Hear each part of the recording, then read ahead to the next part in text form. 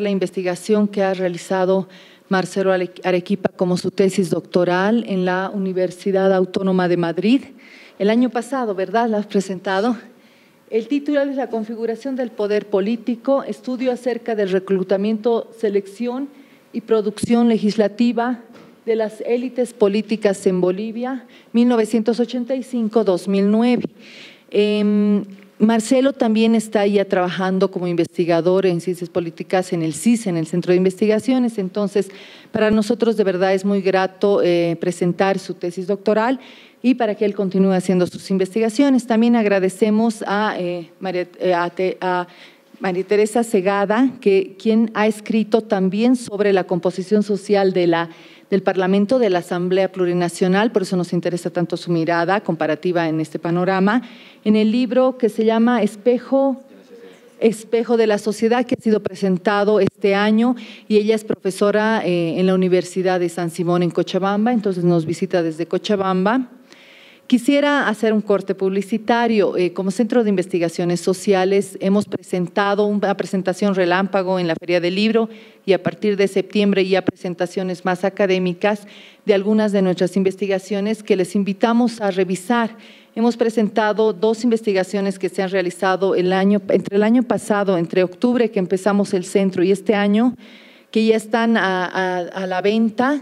Una es Composición Social del Estado Plurinacional hacia la descolonización de la burocracia, que es un equipo de investigación, ya tenemos la publicación hecha y más bien les vamos a invitar, durante septiembre se van a hacer las presentaciones en varias regiones del país.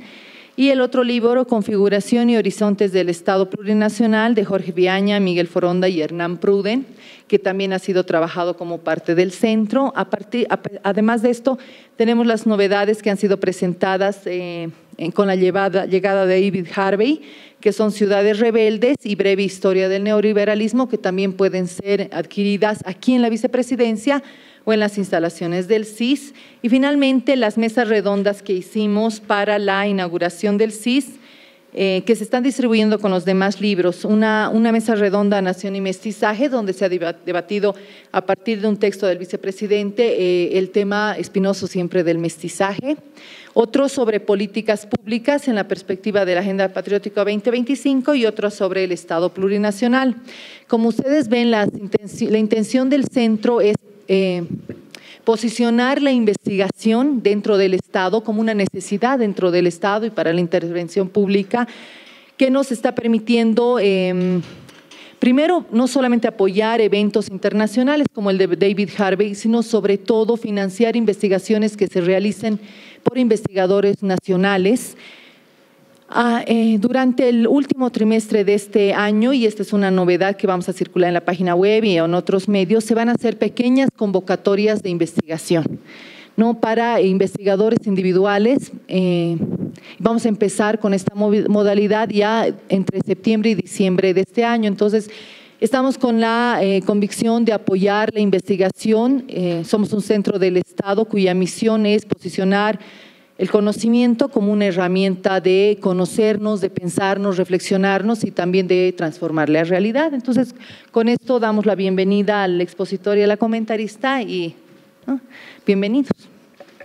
Agradecer a María Teresa Segada por haber aceptado venir a comentar hoy día la tesis. Decíamos hace ratito con Diego, estos son títulos medio aburridos, ¿no? Pues si uno ve el título de la tesis es bastante largo y ya solamente con leer el título uno se podría sentir medio un poco abrumado, ¿no? En realidad es, claro, es labor después de edición para intentar después publicarlo, resumirlo a su mínima expresión, ¿no?, para generar más atención. Y bueno, agradecerles también a ustedes por su presencia. Este es un momento también que me sirve porque decíamos esta mañana otra vez en el centro, lo comentaba con Joaquín, decía, este es un buen momento para medir la capacidad de movilización de las redes sociales como forma de agregación o de convocatoria social, ¿no? Entonces, porque exclusivamente en realidad la invitación para el evento de hoy día se la ha realizado por redes sociales, casi de forma mayoritaria. Bueno, institucionalmente, permítame, antes de empezar con la exposición, agradecer a la Agencia Española de Cooperación Internacional, que es la oficina que me ha otorgado gentilmente la beca para poder realizar mis estudios de posgrado en el exterior. Y luego agradecer también de manera más especial todavía al Centro de Investigaciones Sociales, que es la oficina que me ha reinsertado en el mundo laboral en Bolivia a mi regreso y me está permitiendo realizar una de las cosas que más me gustan en esta vida, que es investigar, ¿no? Bueno, un poco para comentarles el aspecto general de lo que significa la tesis. La razón por la que me ha motivado más bien estudiar esto obedecía a que en unos seminarios durante el máster con el profesor Fernando Vallespín, que más tarde se volvería mi director de tesis, hablábamos respecto a los grupos de poder, las redes corporativas, la formación de élites, los partidos políticos y todo ese bagaje amplio que tiene la ciencia política para interpretar los sistemas políticos. Y en ese momento, cuando estábamos elaborando el proyecto de tesis, intentaba ver qué concepto, qué término no podría generar o no generaría mucho debate en términos de su interpretación semántica. Por ejemplo, ustedes saben que ahora si uno habla de redes corporativas, por un lado, por el otro lado, sea desde el oficialismo, sea desde la oposición, es un término muy complejo de debatir y de discutir, ¿no?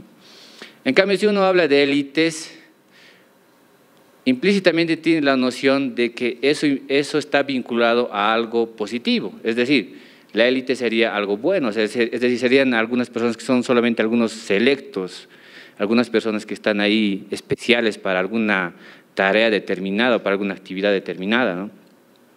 De ahí que habíamos pensado incluir este término de la élite política para estudiar el mundo del poder legislativo en Bolivia. Y luego más adelante, dentro de este bagaje teórico grande que existe en la ciencia política y que se está desarrollando ahora mismo, en un primer momento se ha existido más bien interpretaciones respecto a la pregunta del cómo se gobierna, o perdón, ¿quién gobierna? Y ahí está este texto clásico de Robert Dahl que intenta explicar las características, sobre todo principales, de aquellos gobernantes, ¿no? Luego más adelante, y en los últimos años, por lo menos en los últimos 20 años, los investigadores se han intentado enfrascar, más bien han intentado debatir el tema de cómo se gobierna, es decir, la actitud. Ya no solamente explicar quiénes forman parte del Poder Ejecutivo, quiénes son los gobernantes, sino cómo actúan esos gobernantes, qué es lo que hacen, ¿no? Y ahí lo que yo intento explicar es, a partir de su producción legislativa, el cómo se gobierna, ¿no? Por tanto, el objetivo de esta tesis es en realidad describir el grado de relación que existe, por un lado, entre la composición sociodemográfica de las élites políticas en el Parlamento y las leyes que se aprueban. Y la pregunta principal de la tesis gira en torno a la composición sociodemográfica de las élites políticas en el Poder Legislativo. ¿Tiene algún efecto sobre la tendencia de la promulgación de las leyes o no? Tomando en cuenta, además, que estamos viviendo un periodo bastante especial a partir del año 2000 comparado con los periodos anteriores, ¿no? Por tanto, tengo dos preguntas adicionales aquí dentro de la investigación. Una es de carácter más descriptivo, y ahí es cómo se configura el poder dentro de las élites, más bien dentro del Poder Legislativo. Y la segunda es una de carácter más explicativo, y es cómo se comportan esas élites en términos de su producción legislativa. Voy a intentar explicar solamente dos conceptos centrales de lo que es el marco teórico de la tesis, para luego ir entrando más bien en algunos datos concretos que creo yo que pueden ser más útiles para el debate. ¿Cuál es la estructura de la investigación o de la tesis? Primero comienzo, como toda tesis clásica, es la introducción y el marco teórico sobre la teoría de las élites. Luego viene un capítulo que intenta describir el contexto general de la política y del Parlamento en Bolivia. en clave institucional. Luego vendría un tercer capítulo que se refiere a la circulación de las élites políticas parlamentarias en Bolivia entre el 85 y el 2009, a través de sus características sociodemográficas. Y un último capítulo que tiene que ver con el comportamiento de las élites parlamentarias respecto a las leyes que se promulgan en Bolivia. Esa es la estructura básicamente de la tesis.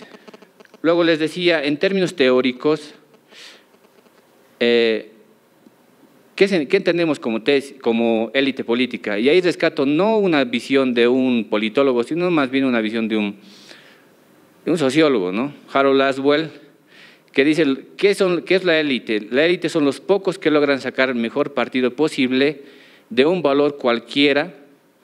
La élite conserva su predominio mediante la manipulación de símbolos, el control de los abastecimientos y la aplicación de la violencia. Estas tres cuestiones últimas que expongo, creo yo, calzan muy bien con lo que está pasando hoy en Bolivia y con lo que pasaba también antes. Podemos inferir, por tanto, que de alguna manera la teoría de élites servirían para explicar lo que significa el contexto general de la política en Bolivia. Luego, intento circunscribirme más bien a una visión clásica de lo que significa la teoría de las élites, y ahí hay una persona que ha acuñado el término de la circulación de las élites como Pareto, pero más adelante Robert Michels dice que en ciertos contextos, bueno, más bien en muchos contextos, lo que ocurre no es solamente un simple cambio o reemplazo de élites, es decir, lo que ocurre no es que entran unas élites nuevas, y que reemplazan a las viejas, no es que entra A y entra B, sino lo que ocurre en muchos casos es que existe un proceso continuo de mezcla donde van interactuando viejos elementos con nuevos elementos. Para tomar en cuenta la teoría vigente de la discusión actual de la ciencia política o de la política más bien en Bolivia, lo que habría ocurrido más bien en todo el periodo que estudio no es un simple cambio de élite, sino es un conjunto de interacción que se va formando a lo largo del tiempo. Otra de las características teóricas por las que intento describir lo que ha pasado en Bolivia es, y haciendo un salto, digamos, mucho en el tiempo, hacia el 2012, es a partir del libro de Acemoglu y Robinson, de por qué fracasan los países, ¿no? Y ellos dicen que el éxito o el fracaso para los países depende mucho de las instituciones que tenga un país, pero esas instituciones están determinadas por las élites, porque estas élites juegan un rol trascendental para que un país vire hacia un lado o vire hacia otro lado, ¿no? Bueno, eso es más bien en términos teóricos lo que significa toda la parte de sustento de la tesis. Luego, en un siguiente capítulo, como decía antes, intento describir lo que significaba el contexto de la política en Bolivia entre el 82 y el 2009. ¿Cómo entiendo y cómo describo yo el contexto del Parlamento en este tiempo? Por un lado, si nos fijamos la columna de que dice caracterización del periodo de gobierno 1, podemos observar que existen al menos, tenemos ahí por lo menos 9 años de clara inestabilidad política y frente a más o menos 15 años de relativa estabilidad política, ¿no?, durante todo ese periodo histórico. Y si nos fijamos en la columna de caracterización del periodo de gobierno 2, tenemos ahí casi todos los gobiernos fundamentados o fundados más bien en la idea de la democracia pactada, frente a un partido o un gobierno más bien como el de Carlos Mesa y de Belce, que se decían ser gobiernos sin partidos políticos, no estaban apoyados aparentemente en términos formales en partidos políticos. Y un último periodo de gobierno que lo analizo, que es el primer gobierno de Evo Morales, que lo he denominado como un partido de tendencia hegemónica. No es completamente un partido hegemónico, entiendes esto bien, sino es un partido de tendencia hegemónica porque tiene una gran atención del electorado, como nunca hasta ese momento habrían recibido otros partidos, ¿no? Luego, cuando se mira el motivo para el cual existió el cambio de gobierno, se observa que al menos 3 periodos de gobierno han sido disueltos por presiones sociales, mientras que el resto de los periodos de gobierno, excepto el de Hugo Banzer Suárez, que fue por enfermedad, el resto fueron solamente por elecciones. Se analiza aquí en la tesis los periodos de gobierno para el cual fueron elegidos los parlamentarios, aislándolos de aquellas renuncias que ocurrieron, como en el caso de Carlos Mesa, por ejemplo, o el de Hugo Banzer Suárez, porque se analiza el legislativo de manera un poco más aislada. Cuando menciona el tema de la democracia pactada, ahí hay otro tema que me interesa introducir, y es el análisis de la famosa escala izquierda-derecha que hay en términos de la ideología. Yo sostengo que para Bolivia el interpretar la política a partir de este eje izquierda-derecha no es lo más apropiado. ¿Por qué? Porque Ranis, otro politólogo, encuentra que para contextos como el boliviano existen básicamente 2 variables que hacen tambalear la lectura en el eje izquierda y derecha. Uno tiene que ver con la movilidad partidista y otro tiene que ver con la percepción partidista. ¿Qué significa la movilidad partidista?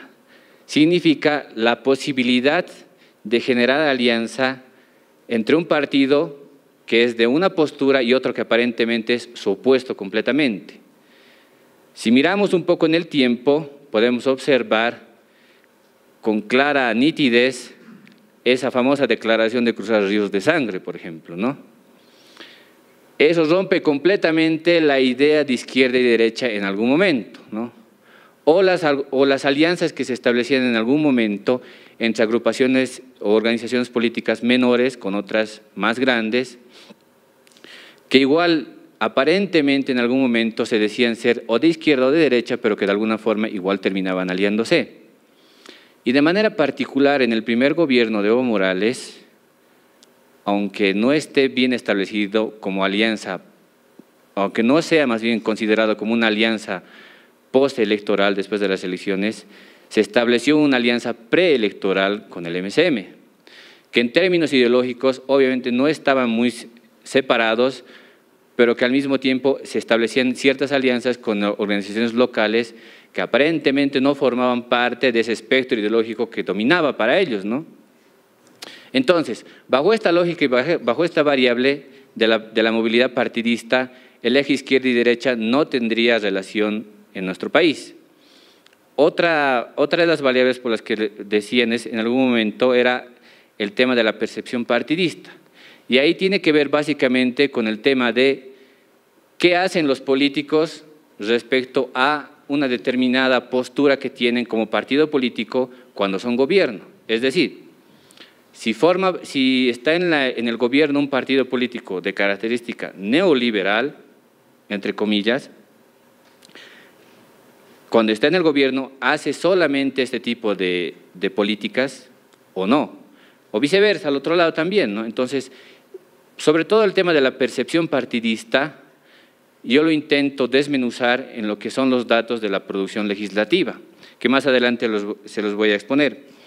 Luego hay otra categoría también para entender el término del análisis institucional de los partidos, para analizarlos en qué medida están institucionalizados en Bolivia. Y ahí recojo un texto de Manuel Alcántara, que él intenta analizar el contexto boliviano a partir de 2 dimensiones, si son partidos de electores o si son partidos de militantes. Para el caso de Bolivia, y sobre todo para el momento por el cual, desde el momento por el cual más bien las organizaciones políticas empezaron a entrar en un periodo de convulsión social a partir de los años 2000, se fueron formando bajo la idea de que no son partidos políticos. De hecho, el partido político, la organización política actual en el gobierno no se quería hacer llamar desde un primer momento como partido político, ¿no? Lo que hace decir que todas estas organizaciones políticas más bien actúan en términos de formar electores, no de formar militancia como tal, como una estructura dura de partido a la manera occidental como se la conoce en la literatura, ¿no? Sino que más bien van formando continuamente grupos de electorados.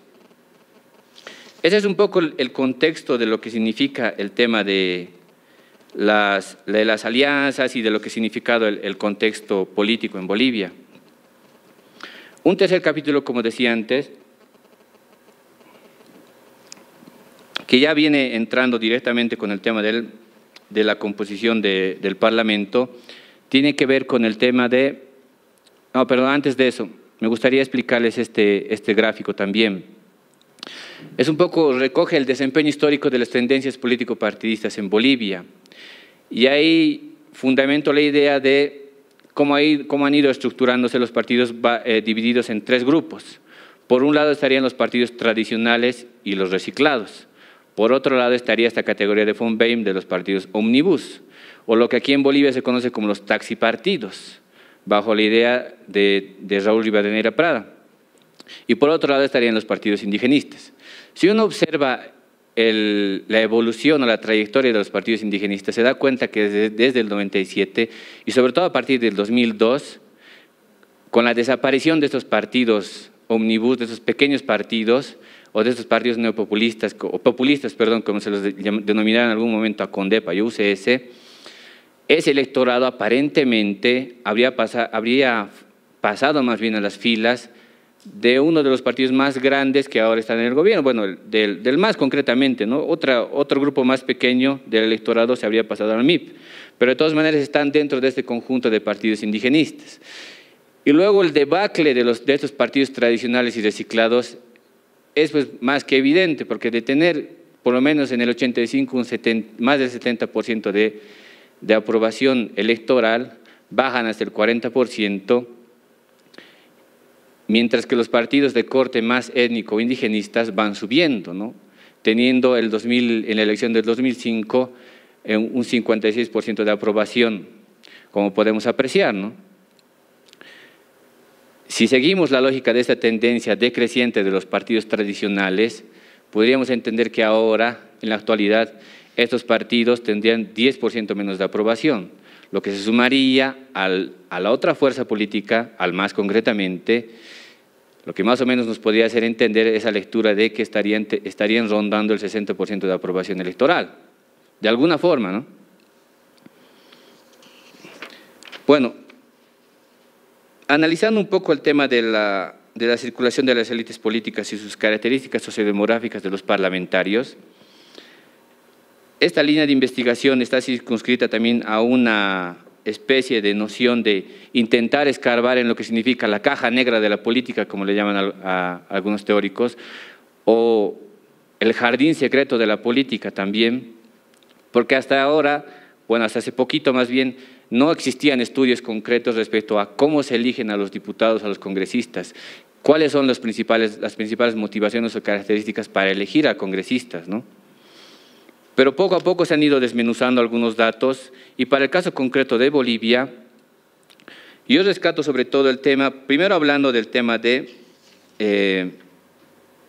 género. No existe, por lo menos durante todo este periodo histórico que abarco, representación femenina en términos cuantitativos significativa, no existe, pero sí en términos cualitativos. De ahí está, por ejemplo, ustedes recordarán bien a Remedios Loza, por ejemplo, ¿no? Reelegida varias veces consecutivamente, ¿no? O presidentas del Senado también, ¿no? Como, bueno, no está dentro de mi periodo, pero la señora Ana María Romero de Campero, por ejemplo, para poner un ejemplo más próximo en el tiempo. Luego, en términos de la edad, casi siempre se repite el patrón de elegir congresistas entre los 30 a los 50 años. No se vira para nada a congresistas que son más jóvenes, digamos, ¿no? Siempre se ha intentado más bien durante todo el periodo de tiempo que abarca la tesis, de reclutar gente que está comprendida en estos años.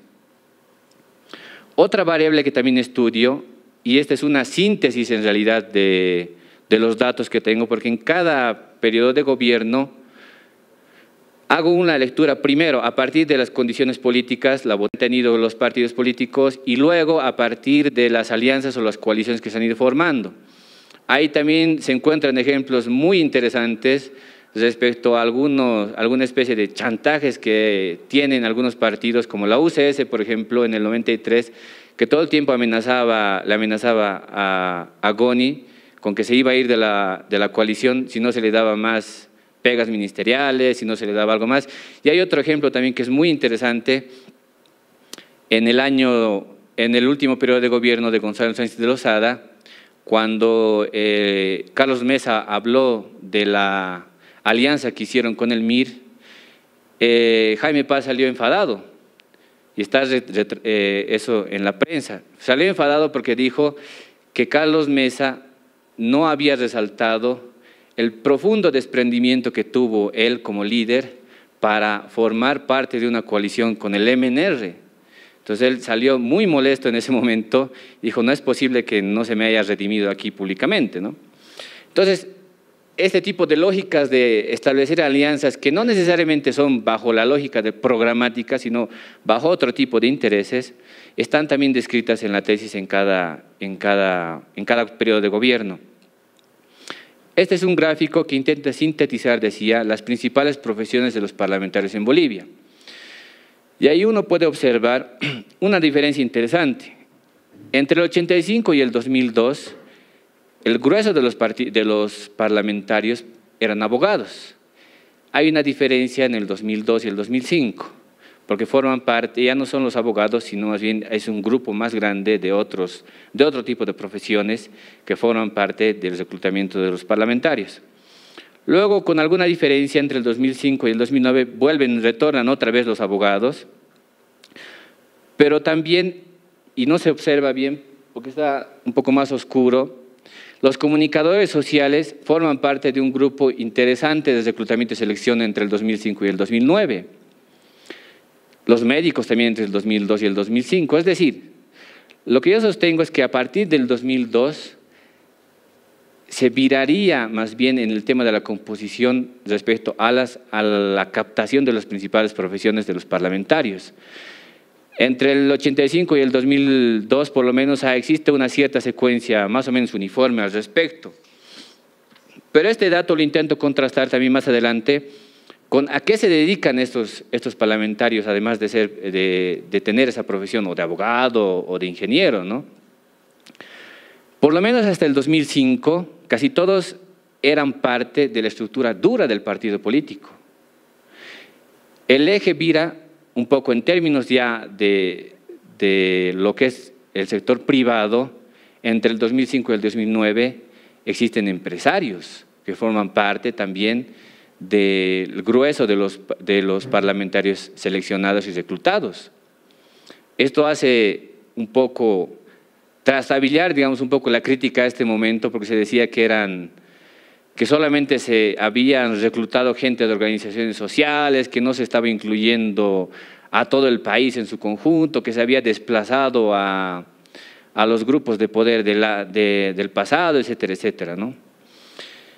Y luego un grupo que es interesante, que va emergiendo también en el tiempo, es el grupo del sector de los líderes indígenas. Entre el 2002 y el 2009 van creciendo en proporción como liderazgos, ¿no?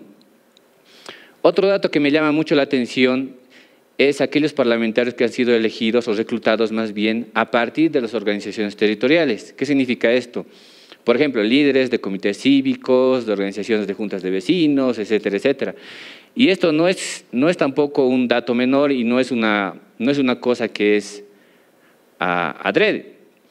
Ustedes recordarán que entre el 97 y los inicios del año 2000 había una fuerte pugna regional en Bolivia por el tema de las regalías, del gas y del petróleo, ¿no? Entonces los partidos políticos también se preocuparon en alguna medida de reclutar algunos liderazgos regionales. De ahí que estas organizaciones territoriales también jueguen un rol más o menos preponderante en este tiempo. Luego he intentado ver ¿cómo va el tema de la reelección parlamentaria? Es decir, ¿de dónde vienen los parlamentarios que son más reelectos? Y ahí uno se tropieza con esta idea de, si observamos las estrellitas, podemos ver que aquellos parlamentarios que han sido elegidos por quinta vez consecutiva provienen o de Beni, o de Chuquisaca, o de Pando. Y esto tiene que ver no con una idea institucionalizada de los partidos políticos como tal, sino con una lógica más bien de acción en el territorio. Porque para muchos partidos políticos lo que convenía más bien era reclutar a aquellos líderes que los llamaban como los padrinos del pueblo o los caciques locales. Ustedes recordarán ahí muy bien a Leopoldo López, por ejemplo, en Pando, ¿no? Se los reclutaba, es decir, la acción para los partidos era mucho más fácil y más efectiva, o sea, es decir, les facilitaba más bien el camino seleccionar y reclutar aquel liderazgo del departamento, del territorio, más allá de establecer una estrategia de campaña electoral o campaña política fuerte como se establece en ciudades grandes. Lo que interesaba ahí más bien era reclutar gente clave que formaba parte de este territorio, ¿no? Entonces, este tipo de reelecciones no se daban, por lo menos en este tiempo, en este periodo histórico, en ciudades grandes, sino en este tipo de ciudades que son consideradas como menores o más pequeñas, ¿no? Y un último dato que me gustaría también mostrarles es que si los parlamentarios tienen relación directa con algún político para asegurar su reclutamiento y selección, es decir, si para ser miembro del Parlamento necesariamente tenías que tener tu padrino, ¿no?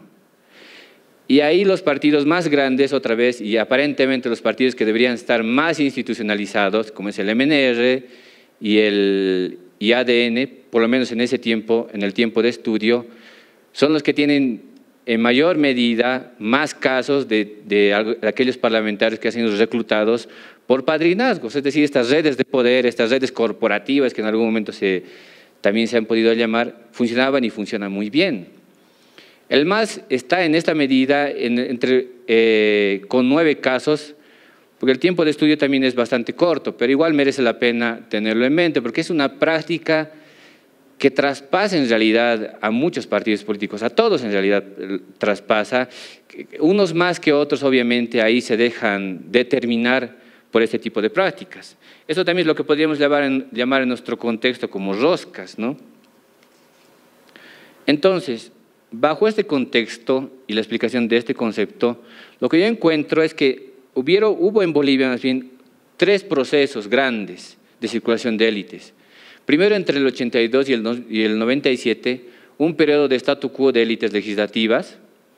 Luego el 97 como el inicio de la circulación de las élites políticas. Y luego entre el 2002 y el 2005 como la consolidación de la circulación de las élites, como hemos visto. Luego un último capítulo que me interesa mostrarles es el tema de, bien, ya hemos visto cómo están conformados, cómo han sido reclutados los parlamentarios. Ahora podemos ver qué es lo que han hecho en términos de su producción legislativa. Para todo el periodo histórico que abarca la tesis, he revisado alrededor de 2.982 normas, leyes promulgadas más bien, perdón, no son proyectos de ley, son leyes promulgadas, que las he dividido en 2 grandes dimensiones. Por un lado, leyes de carácter nacional solamente y leyes de carácter departamental por el otro lado, para ver en términos de algunas características que les voy a pasar a mostrar, cómo ha sido su comportamiento. En este gráfico podemos ver que, por un lado, las leyes que eran de carácter nacional y que estaban desagregadas en términos económicos, en términos sociales, en términos de administración pública y Estado de Derecho y en términos de leyes que tenían que ver estrictamente con el tema de la democracia, van fluctuando muchísimo. Pero hay una variación sumamente interesante en el tema de las leyes de carácter económico. Uno podría pensar que con el modelo neoliberal que imperaba por lo menos hasta inicios del 2000, por lo menos en términos retóricos e ideológicos, deberían ser el grueso de leyes que determinaban el comportamiento de los parlamentarios. No era así. las leyes de administración pública y Estado de Derecho eran en gran medida las que se promulgaban más. En cambio, desde el 2002 hasta el 2009, las leyes de carácter económico han repuntado de manera considerable, ¿no? Siendo el otro grueso de leyes de producción legislativa que van descendiendo mucho en el tiempo. Esto podría estar de alguna manera unido al tema de la producción legislativa, de la composición más bien del Parlamento, porque decíamos que a partir del 97 existía una especie de circulación de las élites. Por tanto, los parlamentarios también se comportaban de otra forma, no a la manera que existía antes, ¿no? Por lo menos en términos de las leyes de producción nacional. Luego, si uno vira hacia el tema de lo departamental, ¿qué tipo de leyes a nivel departamental, desagregadas en infraestructura económica, infraestructura social y en términos de administración pública, se aprobaban más en gran medida? Uno puede observar aquí que, por ejemplo, las leyes que tenían que ver con la administración pública, y básicamente son aquí N leyes que son de carácter de creación de cantones, básicamente creación de cantones, porque me he cansado realmente revisando leyes de creación de cantón, en todo lado, hasta en el pueblo más pequeño, en la comarca más pequeña había una creación de un cantón, o leyes de carácter de creación de municipios, eran las más determinantes o las mayores, en términos cuantitativos otra vez, no en términos cualitativos, ¿no? Pero luego a partir del 97 y luego finalmente entre el 2002 y el 2009, las leyes que tienen que ver con carácter de infraestructura social e infraestructura económica van repuntando. Tanto es así que por lo menos entre el 2006 y el 2009, 8 de cada 10 leyes que se promulgaban tenían que ver con este tipo de acciones, que eran a favor de construcción de infraestructura social e infraestructura económica. Ahora, esto también no nos tiene que llevar a hacer una lectura demasiado optimista respecto a, bueno, está bien, estamos creando más carreteras, más, tenemos esta mentalidad que dijo en algún momento, la mentalidad de cemento de los alcaldes, dijo no Iván Arias en algún momento. No debería hacernos generar un clima demasiado optimista.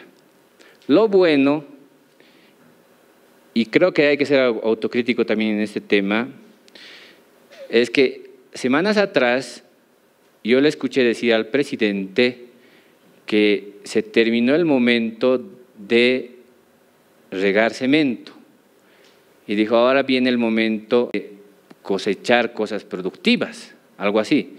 Fue una nota bien cortita que salió en los periódicos, no se dio mucha cobertura a este tema, pero a mí me parece una cosa interesante porque, es decir, si en términos nacionales la cosa se está pensando más bien en ya no generar monstruos de cemento, sino más bien en generar, en virar más bien hacia una mirada más productiva, podría ser que las cosas cambien de alguna forma de manera más optimista, de manera más positiva más bien para la ciudadanía, ¿no? Creo yo que esas lecturas son positivas porque en términos programáticos, si los partidos políticos de ahora salen a decir que quieren seguir creando megaestructuras y mega infraestructuras, en algún momento tenemos que parar esta andanada de leyes que están saliendo en favor de esto. Luego otro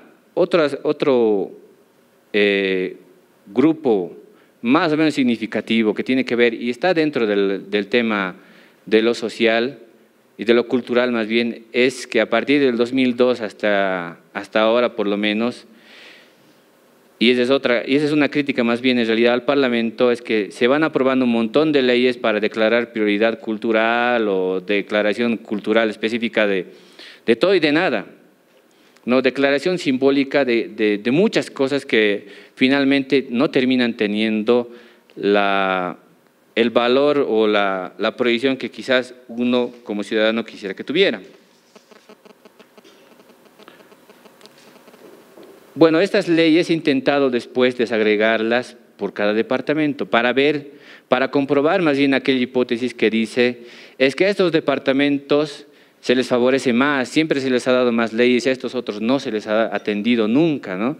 Entonces, lo que muestro en este gráfico es una especie de telaraña como se puede ver, y la interpretación de esto es que mientras más cerca se encuentre el punto hacia el centro, significa que ha tenido mayor atención para las leyes. Mientras más alejados, significa que han tenido menos leyes aprobadas a favor de su departamento. Ahí podemos ver, si partimos desde el punto donde dice La Paz, hacia Potosí y hacia Oruro, que por lo menos La Paz casi siempre está muy cerca del centro. Potosí y Oruro en menor medida, pero Potosí también. Los que están más alejados del centro todo el tiempo son Pando y Beni, ¿no? Santa Cruz vira en algunos momentos hacia el centro, pero en otros momentos no. Y Santa Cruz es un departamento de características más especiales, según mi interpretación, porque tiene que ver con una lógica más electoralista. Porque en los momentos en los que vira hacia el centro son, por ejemplo, en los gobiernos de Banzer, que obviamente viraba más hacia esa región, o el tema de Cochabamba. Cochabamba también vira un poquito más hacia el centro cuando está el MAS en el poder y viceversa, o sea, se van alejando, ¿no? Entonces, en todo caso, lo que me interesa resaltar aquí es aquella noción que dicen que a La Paz y a Potosí, bueno, por lo menos a La Paz siempre se la ha postergado. Es mentira. Por lo menos en términos cuantitativos aquí no sería correcta esa hipótesis. Por tanto, lo que me interesa resaltar a partir de los datos que les he mostrado antes de concluir es que efectivamente, al haber una composición de élites que ha ido fluctuando en el tiempo, también la producción normativa ha ido cambiando en el tiempo. Pero no se trata, como decía antes, de establecerlo en términos triunfalistas de este cambio de viejas élites por nuevas élites, sino que se trata de una mezcla de siempre y de una constante interacción de viejos elementos con nuevos elementos. También la investigación intenta alertar respecto a que, si bien es cierto que los políticos importan, son muy importantes y determinan el contexto en el que se esté moviendo un país, también las instituciones son importantes, porque de esta forma es que se determina el éxito o el fracaso de algún país, ¿no? Bueno, eso es la explicación de la tesis y, bueno, espero ahora los comentarios de María Teresa. Gracias.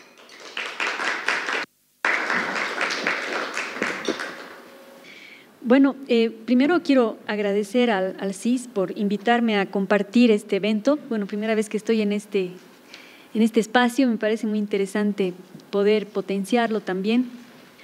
Ahora, realmente hemos coincidido mucho en el tema con Marcelo. Digamos que nuestro objeto de estudio es el mismo, es estudiar este grupo de parlamentarios, esta famosa representación política y obviamente la relación que hay entre la composición de ese, vamos a utilizar la palabra parlamento, que sintetiza un poco para no utilizar Asamblea Legislativa Plurinacional todo el tiempo, el parlamento y evidentemente la composición del parlamento y la relación con lo que hacen esos parlamentarios, es decir, no quedarnos con quiénes son, sino también qué hacen. De hecho, la hipótesis que plantea Marcelo es que hay, digamos, que el cambio en la composición de las élites políticas ha generado también un cambio en la orientación de las leyes, ¿no? O sea, de la producción legislativa. Entonces, que eso tiene una incidencia. Yo coincido en que hay una relación, pero diría que no hay una afectación, digamos, directa, mecánica, sino más bien es muy compleja esa relación, ¿no? Digamos, no es porque haya más indígenas en el Parlamento que ahora hay más leyes en favor de los indígenas, o no es porque hay, digamos, hoy más sectores, qué sé yo, populares o ciertos sectores sociales, también hay más leyes en favor. O sea, hay esa relación, pero no es una relación mecánica, es mucho más compleja y tiene que ver con el meollo del problema, que yo diría, no se sitúa tanto, y aquí quizás hay un diálogo más teórico en posiciones distintas de las cuales hemos partido, quizás ambas investigaciones.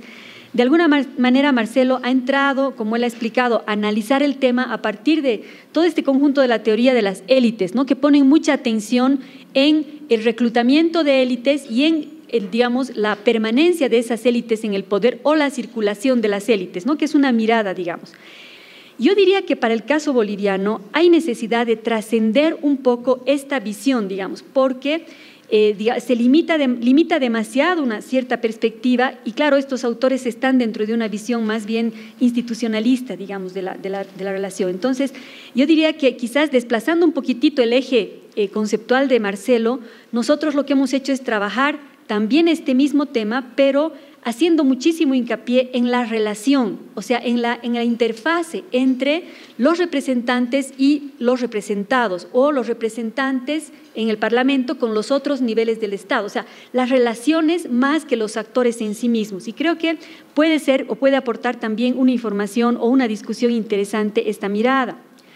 Otra cosa que me parece clave, así voy a picotear un poco algunos aspectos teóricos, es el tema de la circulación de las élites. Yo diría que es bien interesante, mira, recuperar este concepto de Lefort, que es ver a la democracia como un espacio vacío, no un espacio esencialmente ocupado por una clase o por un sector social, sino un espacio vacío que permite esa alternabilidad, esa verdadera circulación de las élites. Eso no significa de ninguna manera que, digamos, la circulación de élites significa el tránsito de un momento a otro totalmente radical, digamos. Yo comparto con Marcelo esta idea más bien de mutaciones, de que en el sistema de representación, por ejemplo, han habido mutaciones, y lo que se mantiene son sistemas más o menos híbridos, ¿no? Donde hay dominancia de uno sobre otro sistema, otras lógicas, pero hay una hibridación de estos espacios, ¿no?